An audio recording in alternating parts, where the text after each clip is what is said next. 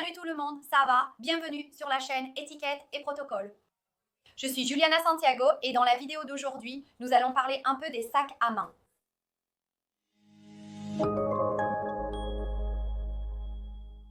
Même si c'est une vidéo sur les sacs à main, je ne suis pas là pour vous montrer des sacs, ni pour vous dire quel type de sac vous devez avoir. Je suis ici pour vous apprendre comment utiliser votre sac à main. Je vais parler un peu de l'étiquette des sacs à main, c'est bien ça. Vous savez, quand vous arrivez quelque part ou dans un restaurant et que vous ne savez pas vraiment où poser votre sac, comment le porter, quel type de sac utiliser, pour quel type d'occasion. Alors, je vais aussi vous montrer un peu les bonnes manières à adopter avec votre sac, comment vous devez le porter dans un endroit plus fréquenté, comment vous devez tenir ou porter votre sac à dos. Bref, beaucoup de contenu important que je partage quotidiennement sur Instagram, étiquette et protocole. D'ailleurs, si vous ne me suivez pas encore là-bas, je reçois toujours ce genre de questions. Alors, suivez-moi déjà sur Instagram et maintenant, vous allez découvrir comment utiliser votre sac selon les règles de l'étiquette et aussi de manière beaucoup plus élégante. J'ai apporté dans cette vidéo quelques modèles de sacs qui sont les modèles les plus courants que l'on trouve dans la garde-robe. Mais il n'est pas nécessaire d'avoir tous ces modèles, c'est juste pour illustrer les types et les formats. Le premier modèle que j'ai apporté est le sac à dos. Il n'est ni très grand ni très petit. Le sac à dos, il est vraiment fait pour qu'on le porte sur le dos, n'est-ce pas? Et que ce soit des adultes, des enfants, des adolescents, peu importe votre âge, on va utiliser ce type de sac à dos ici.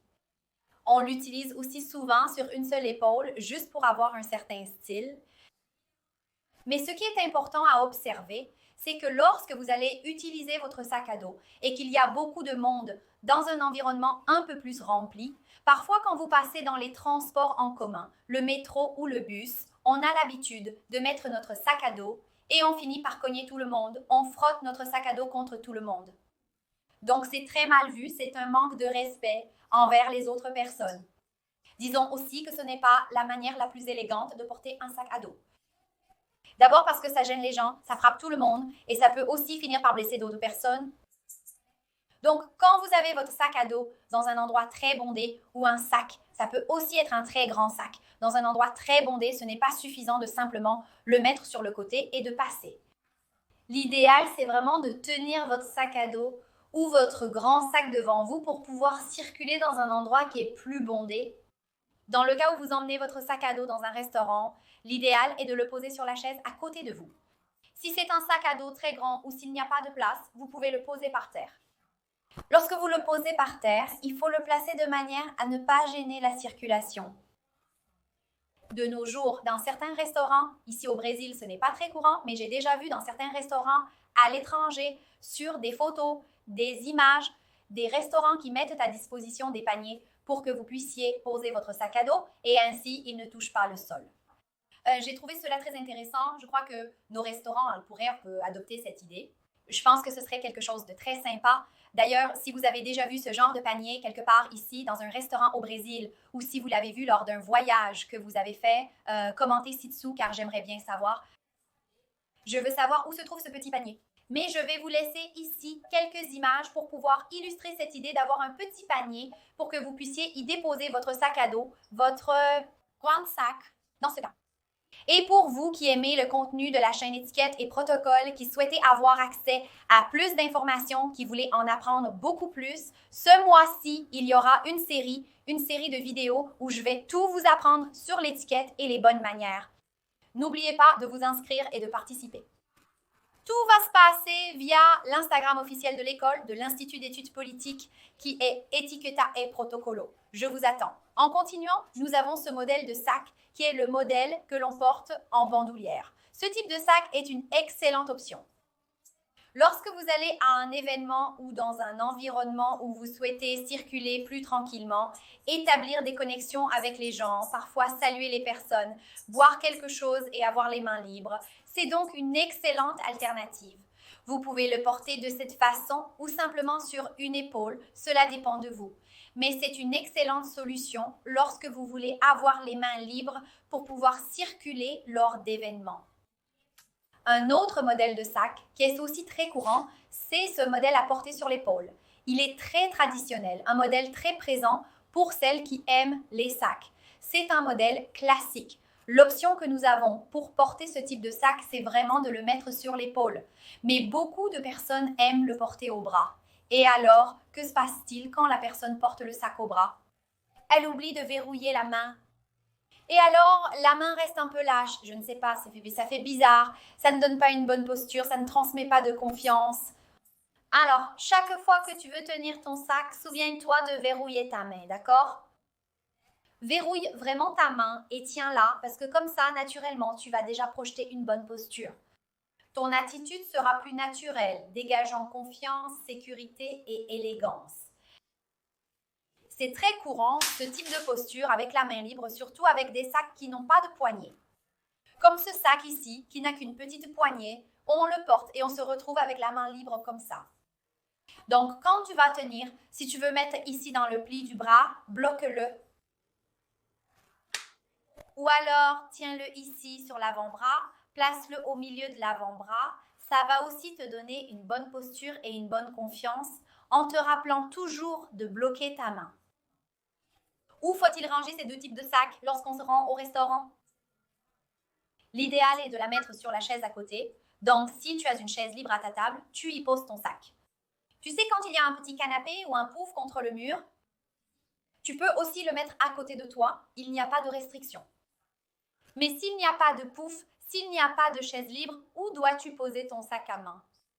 Eh bien, je te recommande vraiment d'avoir ces crochets pour sac à main. Ce n'est pas un objet très cher. Celui-ci même, je l'ai eu en cadeau. Donc, c'est quelque chose de facile à trouver et qui va beaucoup t'aider. Tu peux le garder dans ton portefeuille, dans une petite pochette que tu as toujours avec toi. Et tu vas le placer et l'accrocher à la table. C'est très pratique. Il peut même en tenir plusieurs.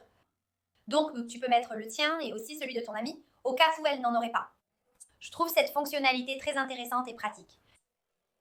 Juliana, tu veux dire alors que je ne peux pas mettre mes sacs sur la chaise, à l'arrière de la chaise? Non. Derrière la chaise n'est pas l'endroit idéal. Pourquoi? Parce que cela peut gêner la circulation des personnes qui fréquentent le restaurant, qu'il s'agisse des clients ou même des serveurs. Donc, le serveur, quand il va servir un plat, quand il doit passer avec le plateau, cela gêne beaucoup. Donc, en laissant votre sac à main derrière, à l'arrière de la chaise, vous gênez vraiment la circulation dans ce restaurant. En accrochant votre sac à main sur un crochet ou une chaise à proximité, vous le protégez et en facilitez l'accès. Quelqu'un peut heurter votre sac à main et faire tomber des produits, de la nourriture et plusieurs autres choses. Et une chose intéressante, une astuce que j'ai déjà vue aussi, c'est une petite chaise, une mini-chaise pour votre sac à main. Les filles, regardez comme c'est mignon, super original, très différent. J'ai vraiment trouvé ça très intéressant.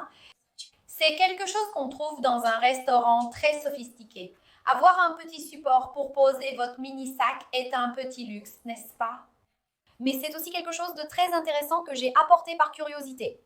Si vous allez dans un restaurant avec une petite chaise pour votre sac, prenez une photo et envoyez-la moi pour que vous sachiez comment ça marche.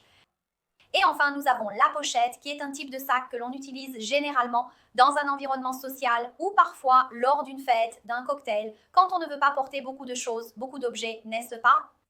En général, on veut juste emporter son téléphone, un rouge à lèvres et de l'argent, l'essentiel en somme. Comment devez-vous tenir ce type de sac? Eh bien, la bonne façon est soit avec les deux mains devant, soit sur le côté. Vous ne devez pas le tenir ainsi sous l'aisselle, d'abord parce que ce n'est pas hygiénique et ensuite parce que cela ne vous donnera pas une posture qui montre de l'assurance, qui montre de l'élégance.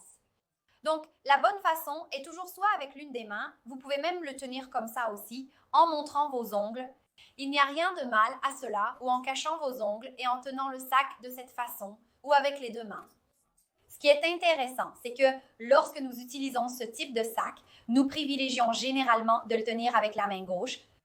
Pourquoi avec la main gauche? Parce qu'en général, c'est avec la main droite qu'on salue, qu'on peut faire signe aux gens, mieux articuler les salutations, et donc la main droite reste libre. C'est vraiment une astuce intéressante pour vous qui souhaitez socialiser lors de cocktails ou d'événements. Vous êtes donc déjà prête? Cela fera une grande différence.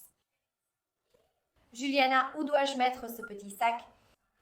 Malheureusement, s'il n'y a ni chaise ni pouf à côté pour poser la guitare, tu ne peux pas l'utiliser avec un crochet. C'est vraiment dommage.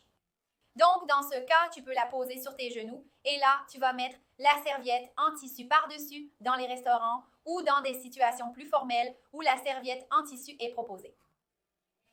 Malheureusement, tu ne dois pas poser ton sac sur la table car rien, ni les clés, ni le téléphone, ni le portefeuille, ni même l'argent, ces éléments ne doivent rester sur la table. L'idéal, c'est de le laisser sur nos genoux et ensuite de mettre la serviette en tissu par-dessus.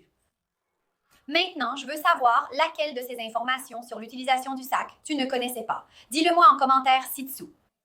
Si tu as d'autres questions, dis-le-moi.